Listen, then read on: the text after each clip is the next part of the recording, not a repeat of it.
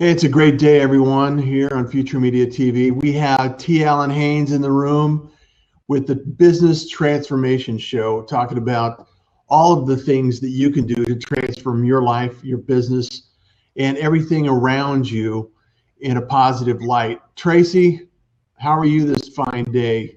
How are you? Man, I'm awesome. Thank you, Russ, for producing the show, you and Marion LaSalle, and welcome to the guests that are here, taking the time out of your day, because you know once that time is gone, it's gone forever. Absolutely, absolutely. So one of the things, and Marion's working with Mike to get him in the show, and I know that Mike has the peace perspective. He's doing a lot of great work, and you got a project that you're working together on. Do you want to explain a little bit about that, Tracy? Yeah, this show initially was kicked off to feature co-authors that are involved in a project called Essential Wisdom. And Essential Wisdom, and you can find that on Facebook, Essential Wisdom Soul Transformation. You can interact with us there and the authors. There's 35 thought leaders that were selected to participate in this project. And everyone has a piece of essential wisdom. Absolutely. Even you, I mean, just because you weren't selected to be in the book, you still have a piece of essential wisdom that's guided you throughout your life and have helped you get to where you're at today. And David Gould is the creative director of the project, and he approached me, I guess it's been a little bit over a year ago. Mm-hmm. And we'd had several conversations. Of course, my background is media and publishing and bringing authors to market with their message. And he talked about this huge vision he had, and I encouraged him to move forward with it. Right. And so the law of attraction went into full force, because he had no idea who was going to be in the book, but he started attracting these people. And the whole premise behind this show and other shows that we were going to have was to highlight those authors about what they're bringing to the table and how they've been selected to participate in this book. Now, this project is on the scale of Jack Canfield and Chicken Soup for the Soul. And this is just the first book of a series. And each author will be sharing their expertise in how they impact the world. Mm-hmm. And Mike today was our featured guest. He is an expert in self-esteem, and he's been teaching youth and children for the last 15 years about this topic and helping them with their self-esteem, which is a huge topic in the marketplace today. Because Absolutely.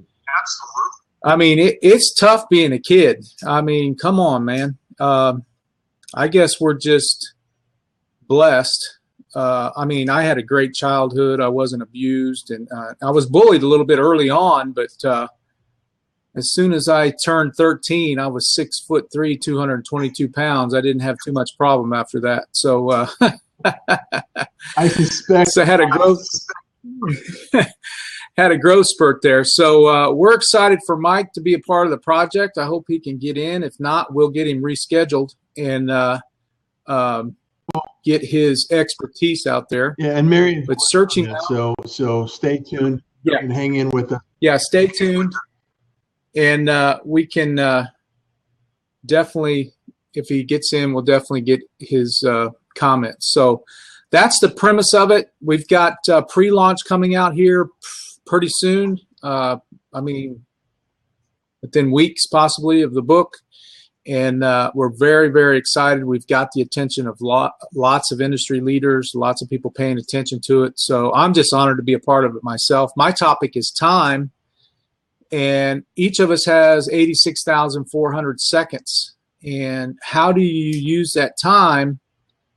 And how do you use it to your advantage to make an impact on the planet? Because all of us were put here to make an impact. Yeah, absolutely. And so anyway, you got anything to add to that, Russ? Well, I just, you bring up that point, and we realize that, Bill Gates, Steve Jobs, Elon Musk, Warren Buffett, they all have the same 24 hours that we do, right? I mean, these Absolutely. individuals have, and let's tie it with self-esteem. Self-esteem is something that allows us to build the confidence in ourselves to go out there and test and drive our ideas, our concepts, just like David Gould. He actually planted this seed in his head, or he had this seed that he started out with, and all of a sudden he's bringing all of these individuals in together and making sure that they're moving in the same direction to create this greater good, right? And with Mike, unfortunately, he's not able to join us today, but Mike has the subject of self-esteem. And I think self-esteem is so important and critical in these days and age where, people have to realize there's two sides of that coin. Building up self-esteem through experience is one way, and the other thing is you can't create false esteem and false self-esteem and expect it to stay intact. And what I mean by that is what I see is a lot of in the school systems, there's a lot of awards being given out for participation, and people get disappointed as a result of real life kicking in and saying, well, why can't I do this? Why can't I be the CEO of this company? And the reality is we're all in this journey, and we have to take our steps throughout that journey to build ourselves up, our self-esteem, and our confidence that goes along with that. And maybe you could speak on that from your perspective and agree or disagree. Yeah, I'm far from an expert of self-esteem, but from an entrepreneurial standpoint, even at levels of CEO and entrepreneurial levels, there's still self-esteem problems at that level. Absolutely. Highly successful people that are running major corporations have self-esteem problems. So it's a constant battle. I know daily that I have to, it crosses my mind, and I have to keep it at bay that, I have the confidence and the wherewithal to, get on a blab, speak in front of people, publish a book, put myself out there, on a consistent basis, because as an entrepreneur and a business owner, and this is the things that I cover with what I teach, is you have to have yourself out there so people can learn from you. And if your self-esteem is low, you're not going to communicate effectively, and people are going to sense that in you. Absolutely. They're going to sense that you're, what if I came up here and I just, talked like this and, do this, do that. You've got to show up and stick your chest out, put your shoulders back, and have a respect for yourself and project that so your audience can learn from you. And it's a constant battle. I don't know about you, Russ, but again, I had a great childhood. I was never talked down to or not discouraged on anything, not to try anything.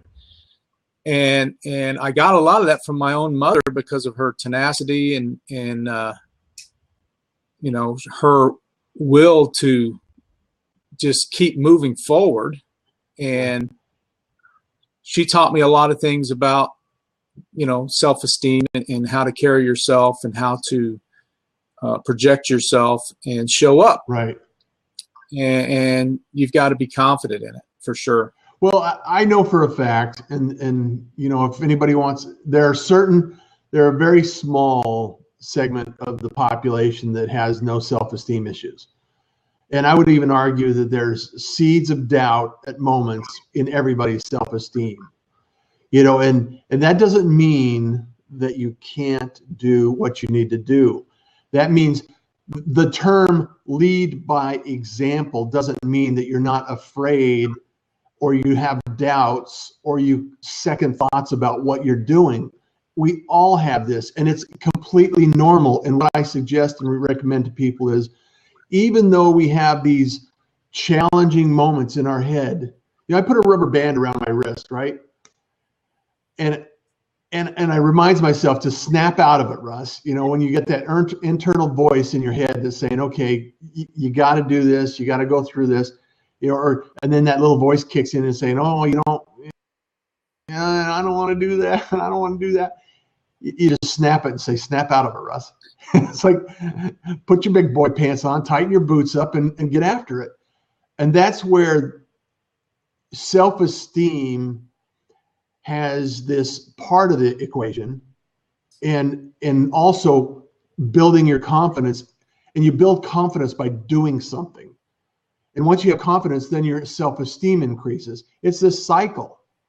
It's a cycle of doing something, confidence with something, the self-esteem that you can, I am doing this, I have done this, I am able to do this, right?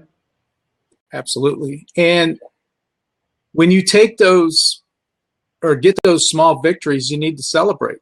And every victory, and it could be,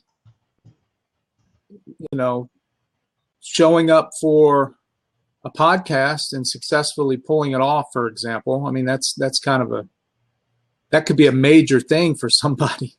But the small steps, maybe you completed a simple task during the day. Celebrate that you completed it. So that builds momentum to go to the next task so you can complete it. So you build self-esteem. I guess I was lucky and blessed at an early age. I got to experience winning on organized sports. As I was in 7th grade and we were winning city football championships. I mean, talk about building your self-esteem. We were getting police escorts. We were like mini celebrities, and we were the bomb. We get in there and win the ball game, and your whole outlook on life changes. And that's so that was you would mention that, Tracy, because I had exactly the opposite experience in sports. Wow. Yeah, I played for the winning team. Never played a game. Didn't play 1 minute, and the only thing I did while I was there was run laps for the coach. I mean, literally, it was the worst experience of my life, and I think it seasoned me to, choose not to choose sports. When I was a musician and I played music as well, so I shined in a different arena with a different task, and that's the whole point. Is my experience created who I am. Right? We're all on this journey together, and our experience is going to create who we become. And anything we can do to, feed our self-esteem is a positive thing. And I know so many people that struggle with this, and it's tragic. And I've seen, people really get down on themselves for a lot of things, and it's unfortunate, and it happens. And so, what are some things that we can suggest or recommend along this journey, Tracy, that we can help others with in their self-esteem and building themselves up? Yeah, it's a matter of self-education, and you have to go outside of what your existing circle is telling you, and you have to get another viewpoint from somebody that's outside your circle that's doing the things that you want to aspire to do, and get the encouragement and support from those people. I had coaches all my life, and, I succeeded not only at a team sport, but at an individual sport. I was a city champ of wrestling. Right. As a wrestler. I mean, that's the ultimate, one-man show. So you go out there and you have to perform. But before I went out there for that championship round, my mind was playing tricks on me. and it was telling me that I was not worthy to be a champion. I couldn't possibly beat this guy for the championship. I mean, all this, and I'm 13 years old, and all these things are playing in my head. And what motivated me the most to go out there and whoop that guy's butt was embarrassment. I didn't want to be, because I was the biggest guy in the district, and if this guy beat me, it would be the ultimate embarrassment, right? Yeah. So the drive of not being embarrassed, I was so psyched up by the time that whistle blew. I about jerked that guy's arm out of his shoulder socket when I grabbed him, and I pinned him in 43 seconds for the championship. Holy cow. So, I mean, yeah. So I had a taste of that early in life, and as it set me up for later in life, which resulted in a lot of, believe me, I've had a lot of failures, but a lot of successes, that bridged the gap. I go back to that point all the time. Don't you think those you have moments of success with long-term testing and failure, right? Absolutely. And it's a driving factor. So my point is, you've got to have somebody coaching you. I recommend that everybody should read the book Beyond Positive Thinking by Dr. Robert Anthony. Dr. Robert Anthony he was asked to be in The Secret, and he refused. He felt like they weren't going deep enough, and he didn't want to be a part of it. And he kind of went the other way, like most successful people do, is don't go with the crowd, go the other way and become very successful. So read that book, Beyond Positive Thinking. You can download it for next to nothing. And that literally is the book that changed my life later in life. There's been several, but that's one of the top 3. And it tells you about the funnel of lack, why we have neighborhoods of what word can I use? Neighborhoods that are considered less than successful, I guess. Yeah. Why they continue in that cycle. Why isn't it people can't break that cycle of the funnel of lack? Because everybody around them is experiencing the same thing that they are, and they see it with their eyes, and they don't know any different. Nobody's come up to them and say, hey, you need to read the book Beyond Positive Thinking. This could change your life. Yeah. And you could get out of this and improve your self-esteem. But people live their entire lives that way and not break that cycle. And that's sad. That is so sad. Because I was reading that book for the first time. I'm sitting in a doctor's office waiting on my wife, and I'm reading and I'm weeping. And I'm like, why am I? And I'm thinking about my parents, because it was always there in front of them, and nobody said, hey, this is what it's really about. Right. It's not about, working your fingers to the bone, yourself to death. Yeah, over 40 to 50 years, and living to pay your bills, and not really, blossoming like you're supposed to be blossoming. Okay, and I'm not talking down about my parents. I'm talking about they lived short lives, but if somebody had come to them, especially my mother, if a coach had come to them and coached them a little bit, my God, it's hard telling what they would do. And that's the difference between successful entrepreneurs and those that don't get it. Well, you don't know what you don't know. And unless you take action to go create a new experience, or you take action to journey down, the path of failure potentially, right?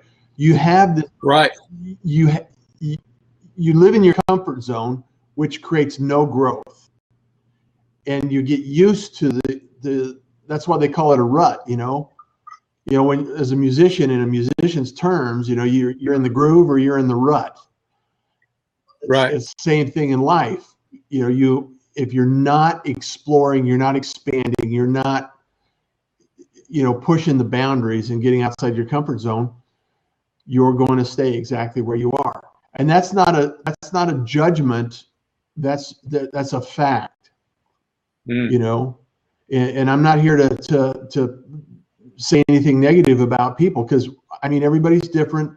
And there are a lot of people that I know, people that they want to go to work. When they leave work, they want to punch out and they don't want to think about it till the next day. And that's exactly what their goal is in life. They're working for the weekend and they're doing their thing.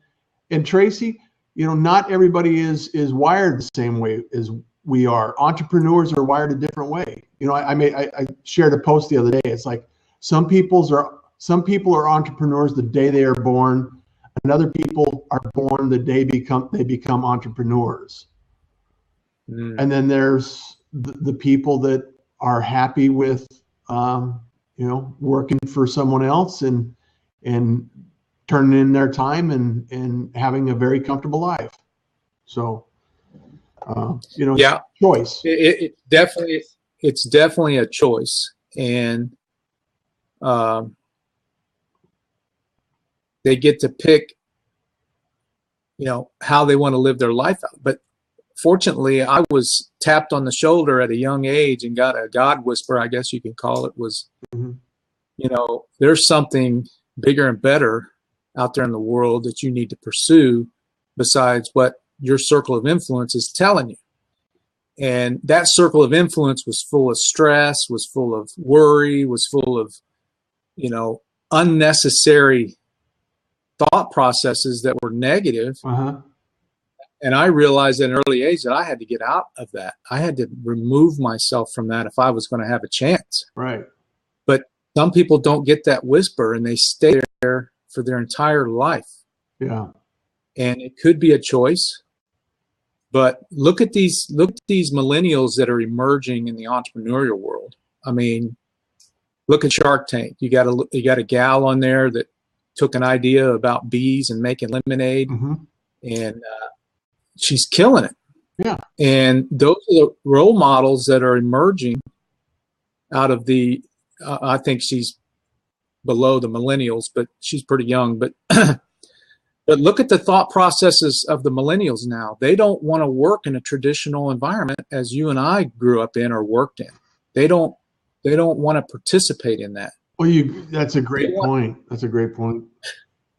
They want to be creative. They want to create their own gigs. I mean, they want to work from home. They want to be creative. They want to have flexible time. They don't want to report to a boss that comes from our generation. If they're not up to new leadership skills and change, that it ain't going to work. So millennials get a bad label of being lazy and don't want to work. But you're just not understanding them about what they want. Well, think about this, and this is a big idea, and I think it's important for us to discuss it further. And I applaud what Dave Gould is doing in the book. However, if you look at what society's opportunities are today, is that we're actually coming back full circle. I would argue that we're coming back full circle. Before the Industrial Revolution, you had your blacksmith, you had your dairy farmer, you had all of these craftspeople doing their own thing. They were all entrepreneurs. In the U.S., the U.S. was started by entrepreneurs, right? And then when the Industrial Revolution came to being, it was almost as if the box stores, if you will, the factories, needed people to understand systems to be able to be put into place, and therefore it diluted the craftsmen that were actually taking out of the farms, out of the the farmers markets, and people doing their leather work, their brass and jewelry, and et cetera, and essentially come into the factory to build cars, appliances, everything that we enjoy and appreciate now. And so all of a sudden it's coming back with the internet. You have 3.3 billion people are on the internet right now, and a big audience. And we can create things with information, 3D printers.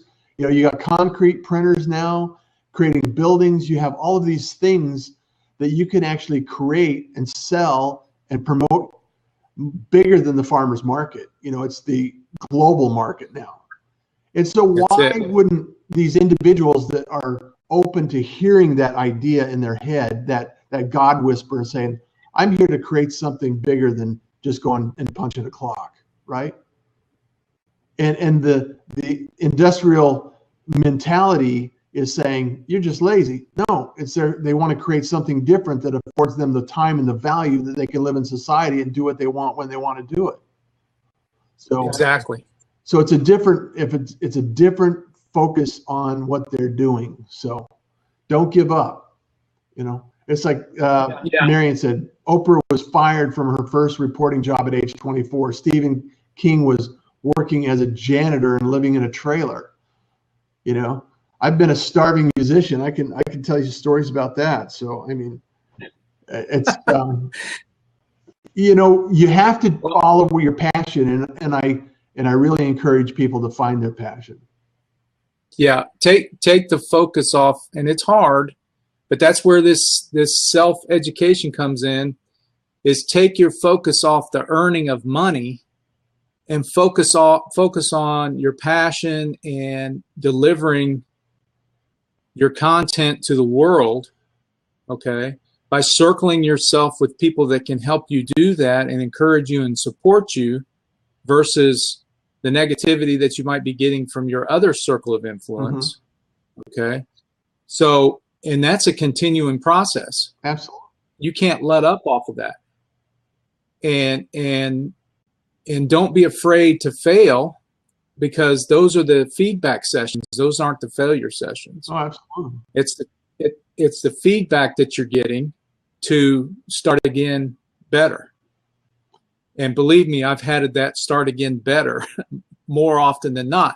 And that's the difference between anybody else not stepping up to the plate and doing and experiencing their passion. That's the difference. Absolutely. Just like I said, we all have 86,400 seconds. Mm-hmm. And we all are humans. Yeah. And we all have brains, and it's just a matter of how we think, because this is your success is 6 inches. It's based on these 6 inches. Yeah. And it's important for us to drop this nugget of knowledge too, Tracy. I think it's absolutely critical, is do not measure your beginning with someone's middle, else's middle or even end. There's a lot of millennials that are really challenged and struggling, and you know, depression sets in with entrepreneurs because they go to measure themselves against, you know, Mark Zuckerberg or somebody that, you know, started a .com startup that just took off or was purchased by Google or somebody like that. And you can create amazing companies around a very simple lifestyle business. It takes almost no, you can be very comfortable with some basic ideas, and it doesn't have to be the next Facebook. It doesn't have to be the next Apple. It doesn't have to be, you know, and just pace yourself and educate yourself and make sure that you're producing the results that are right for you. So, you know, have yourself. Yeah. The worst thing you can do as an entrepreneur is compare yourself to others. Yeah. There is no comparison. It's all about you and your journey. So we're really excited about Essential Wisdom. I encourage you to go over to the Facebook page, and you have an opportunity to participate in this as well by submitting a video about your wisdom, your essential wisdom. What piece of wisdom do you have to share with the world? And the directors of the book and the other principals are going to decide on which videos are going to be selected. So you have a chance to participate in that. So go over there and check that out, and you might have a chance to be a part of it. So you want us to record a video about what subject? Any piece of wisdom that you have that's impacted you or helped or you've learned your piece of essential wisdom. Okay, I just want to clarify. Do a short video and upload it to the Facebook page, and see what happens. That's fantastic. I love it. Well, Trace, and we're at the top of the hour. Yeah, I was just going to say, how do people get a hold of you, and how do you want to communicate with your audience and your tribe? Awesome. Absolutely. So I want to thank everybody that showed up today. We're here every Tuesday at 10:30, and got a new book coming out called The Authority Code. You can get on a pre-list at www.theauthoritycodebook.com and pre-reserve. And I'll send you 5 videos on this thing we call the authority mindset, and part of being part of self-esteem as well for entrepreneurs. So check that out, theauthoritycodebook.com. And I appreciate you showing up today. Thank you, Russ and Marion, for producing the show. And we'll give it another shot next Tuesday. You can also find a follow-up on Spreaker.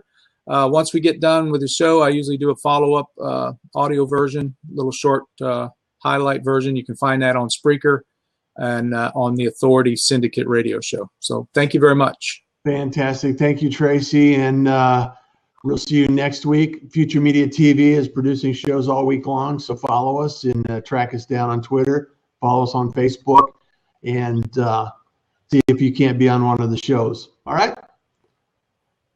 Thank you. Thanks, Tracy. Appreciate it. Take care.